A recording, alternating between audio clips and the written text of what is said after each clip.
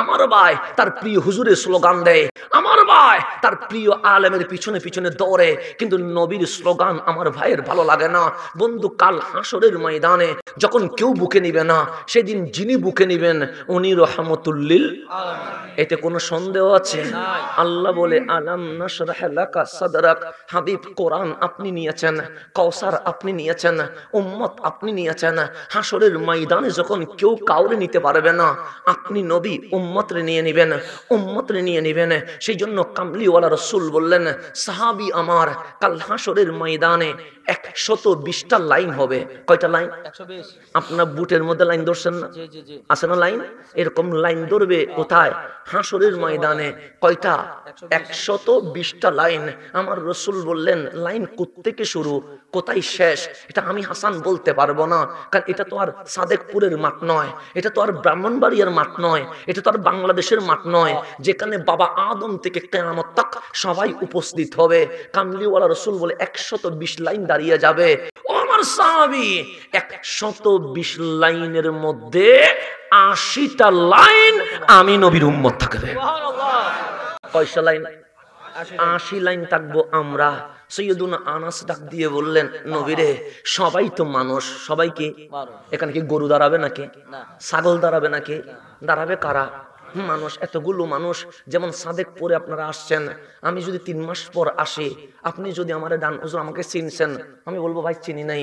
আপনি আফসোস করে বলবেন, আরে তোমার মাহফিল 1.5-2 ঘন্টা শুনলাম, তুমি আমারে ভুলে গেলা, তো আমার মনে রাখা সম্ভব হবে না।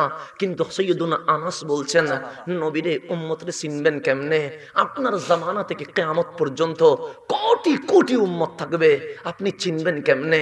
আমার কামলিওয়ালা রাসূল বললেন, আনাস, আমার 1 সেকেন্ড লাগবে না, আমি মুহূর্তের ভেতরে আমার কোটি কোটি উম্মতকে আলাদা করে আমার বুকে নিতে অসুবিধা হবে না। দেখেন, দুনিয়াতে আপনি আমার পিছনে ঘুরছেন, আমি আপনারে চিনি না, আমি অমুকের পিছনে ঘুরছি, আমি আপনারে চিনি না। এইখানে সাদেকপুরে অনেকেই নায়কের ভক্ত আছে না নাই? আচ্ছা, স্বাভাবিক, আমরা যুবকরা একটু খেলোয়াড়ের ভক্ত হই, নায়কের ভক্ত হই, নেতার ভক্ত হই, রাগ করার কিছু নাই। আমি নিজেও ছিলাম। যেমন আমাদের সেলিম হুজুর, সেলিম হুসাইন হুজুর, উনি হুজুর, কথা ঠিক না? উনি হুজুর থেকে হুজুর। উনি কোত্থেকে হুজুর? ছোটকালে কি ছিলেন? হুজুর ছিলেন। তারপর কি হয়েছেন? হুজুর হয়েছেন।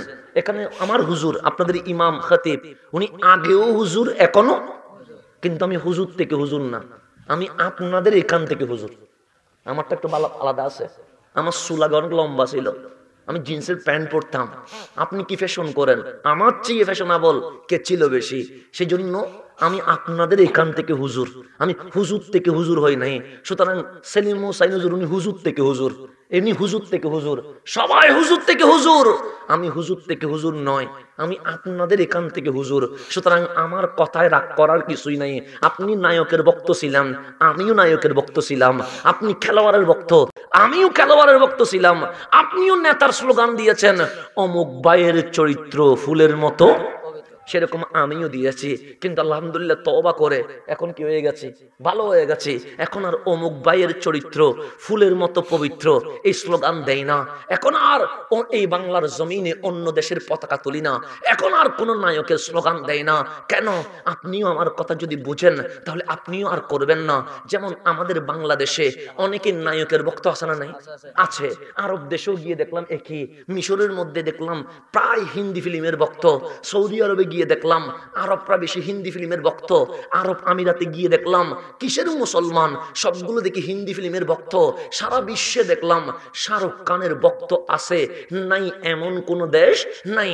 এই শাহরুখ খানকে কিছুদিন আগে প্রশ্ন করা হয়েছে, ইউটিউবে ভিডিও আছে, আপনি ভালো করে দেখে নেবেন।